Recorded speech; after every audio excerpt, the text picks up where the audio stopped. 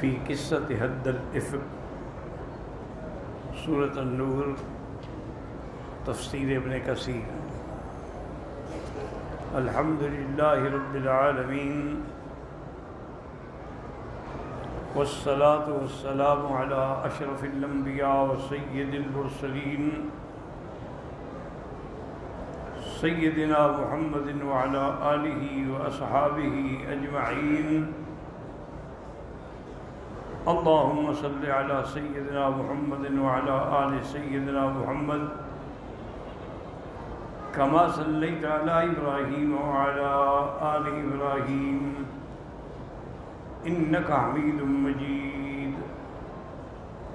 اعوذ باللہ من الشیطان الرجیم، بسم اللہ الرحمن الرحیم۔ ولولا إذ سمعتموه قلتم ما يكون لنا أن نتكلم بهذا سبحانك هذا بهتان عظيم۔ يعظكم الله أن تعودوا لمثله أبدا إن كنتم مؤمنين،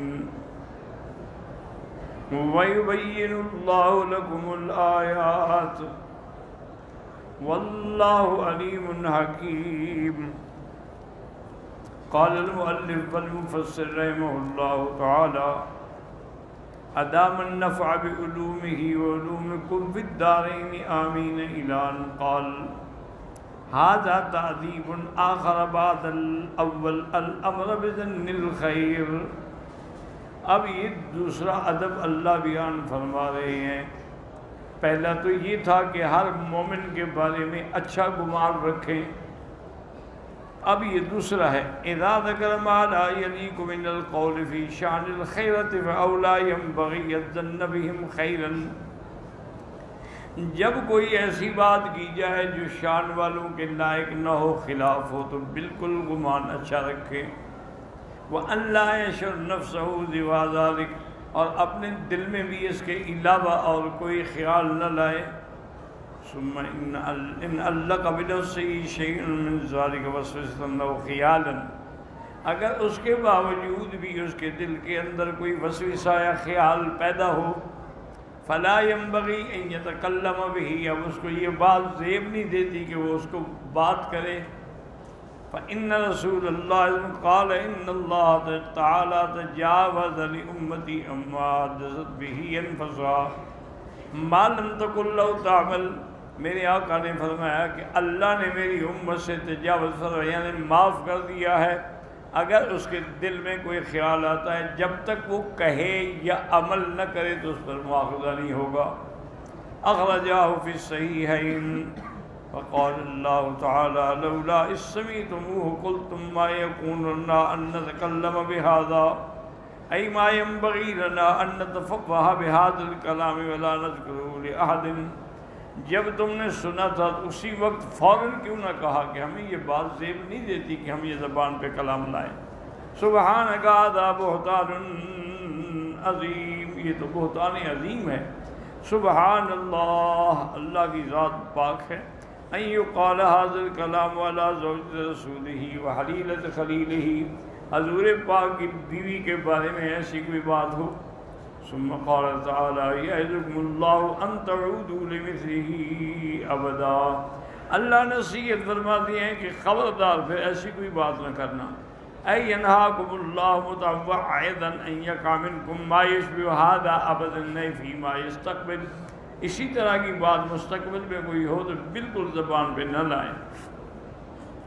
وَلِهَذَا قَالَ إِن كُنتُم مُؤْمِنِينَ إِن كُنتُم تُؤْمِنُونَ بِاللَّهِ وَشَرْعِهِ، اگر تمہارا اللہ پر ایمان ہے، اس کے احکام پہ ایمان ہے، وَتُعَظِّمُونَ رَسُولَهُ، اور اس کے پیغمبر کی عظمت اور شان دل میں بیان کرتے ہو، فَأَمَّا مَنْ كَانَ مُتَّصِفًا بِالْكُفْرِ فَلَهُ حُكْمٌ آخر، ہاں اگر کوئی کافر ہے تو اس کے لیے پھر الگ احکام ہیں۔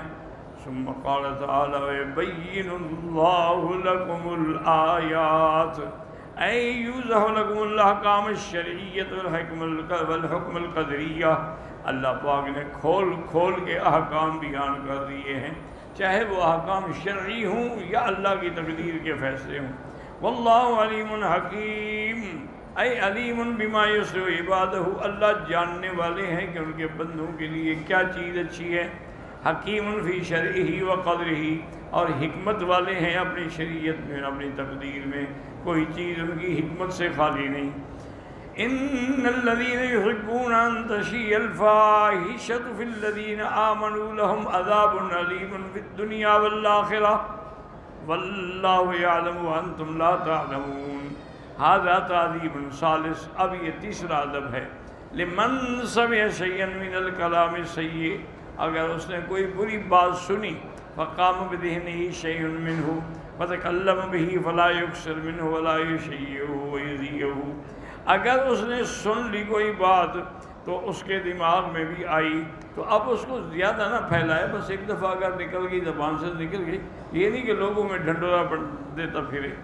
قد قال تعالی ان الذين يحبون ان تشيع الفاحشة في الذين آمنوا لهم عذاب علیم، جو لوگ اس بات کو محبوب رکھتے ہیں کہ بری باتوں کو پھیلائیں تو پھر ان کے لیے بڑا دردناک عذاب ہے دنیا اور آخرت میں۔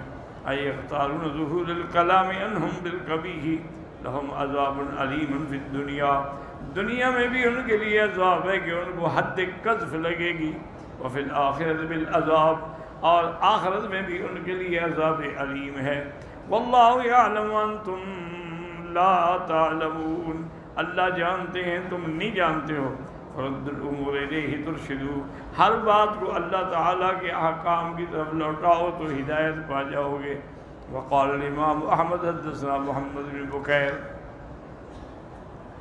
قال حدثنا میمون بن موسیٰ المرئی حدثنا محمد بن عباد المخزومی عن ثوبان النبی صلی اللہ علیہ وسلم قال لا تؤذوا عباد اللہ ولا تعیروهم ولا تطلبوا عوراتهم فإنه من طلب عورت أخيه المسلم طلب الله عورته حتى يفضحه في بيته۔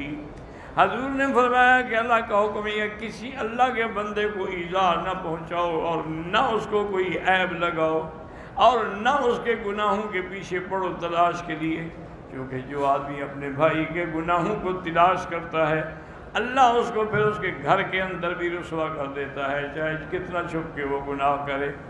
ولولا فضل اللہ علیکم ورحمتہ وان اللہ رؤوف الرحیم یا ایہا الذین آمنوا لا تتبعوا خطوات الشیطان ومن یتبع خطوات الشیطان فإنہ یأمر بالفحشاء والمنکر ولولا فضل اللہ علیکم ورحمتہ ما زکا منکم من احد ابدا ولکن اللہ یزکی من یشاء واللہ سمیع علیم۔ یقول اللہ تعالی ولولا فضل اللہ علیکم ورحمتہ وان اللہ رؤوف الرحیم، ای لولا ھذا لکان امرا آخر، اگر یہ نہ ہوتا تو پھر تو پتہ نہیں کیا ہو جاتا۔ ولکنہ تعالی رؤوف بعبادہ رحیم بہم، اللہ اپنے بندوں پہ مہربان ہیں اور رحمت فرمانے والے ہیں۔ فتاب علی من تاب الیہ من ھذہ القضیہ، اور جس آدمی نے بات کرنے کے بعد توبہ کر لی اللہ اس کی توبہ قبول فرماتے ہیں۔ وطہر من طہر منہم بالحد، اور جس کو اللہ نے چاہا حد کی سزا مل کے پاک کر دیا۔ ثم قال یا ایھا الذین آمنوا لا تتبعوا خطوات الشیطان، یعنی طرائقہ ومسالکہ وما یأمر بہ ومن یتبع خطوات الشیطان فإنہ یأمر بالفحشاء والمنکر، کہ تم ہرگز شیطان کے طریقوں پہ نہ چلو، اس کے راستے پہ نہ چلو اور نہ اس کے حکم پہ چلو۔ ھذا تنفیر و تحذیر عن ذلک بافصح عبارت و ابلغها و اوجدها و احسنها، یہ بھی اللہ نے بڑی عظیم اور بڑی فصیح و بلیغ طریقے سے روکا ہے کہ شیطان کے پیچھے نہ لگو۔ قال علی بن ابی طالب خطوات الشیطان، خطوات الشیطان کا معنی ہے عملہ، شیطانی عمل۔ وقال اکرمت نزغاتہ، شیطان جیسے کھینچتا ہے دھوکہ دیتا ہے۔ وقال قتادہ کل معصیۃ فہی من خطوات الشیطان، ہر گناہ جو ہے دراصل وہ شیطان کا راستہ ہے۔ وقال ابو مجلد النذور فی المعاصی من خطوات الشیطان، یعنی گناہوں کے بارے میں منتیں ماننا یہ بھی شیطان کا طریقہ ہے۔ وقال مسروق سأل رجل بن مسعود وقال إني حرمت أن آكل طعاما. حضرت عبداللہ بن مسعود کی خدمت میں ایک آدمی نے کہا کہ میں نے فلاں طعام اپنے اوپر حرام کر دیا ہے.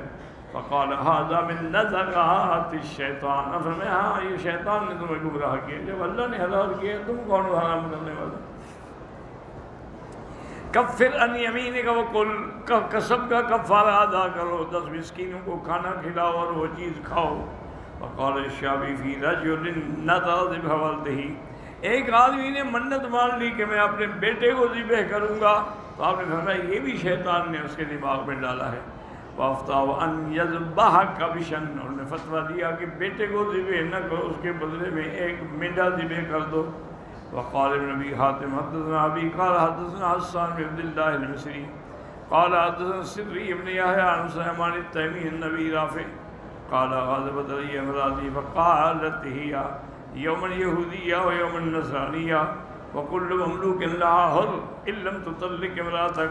کہتے ہیں ابی رافع غضبت على امرأتي، میں اپنی بیوی پہ ناراض ہوا تو میں نے اس کو کہا کہ تم آج یا یہودی ہو اور ایک دن نصرانی ہو، اور جتنے میرے غلام ہیں سب وہ آزاد ہیں، اگر میں تجھے طلاق نہ دوں تو.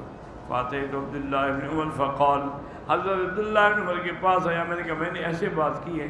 فقال انما هذا من نزغات الشیطان، یہ شیطان کا اثر ہے. وكذلك قالت زینب بنت ام سلمة وهي من افقع امرأة بالمدینہ. اس نے بھی یہی فرمایا کہ یہ شیطانی ہے. ایک وہ بات ہے کہ آدمی کہے اپنی بیوی کو کہ تم ایک دن یہودی اور ایک دن نصرانی، سب شیطانی تخیلات ہیں. ثم قال تعالی ولولا فضل اللہ علیکم ورحمتہ ما زکى منکم من احد ابدا ای لولا هو يرزق من یشاء. التوبۃ والرجوع الیہ وذکر النفوس من شرکها وفجورها ودنسها.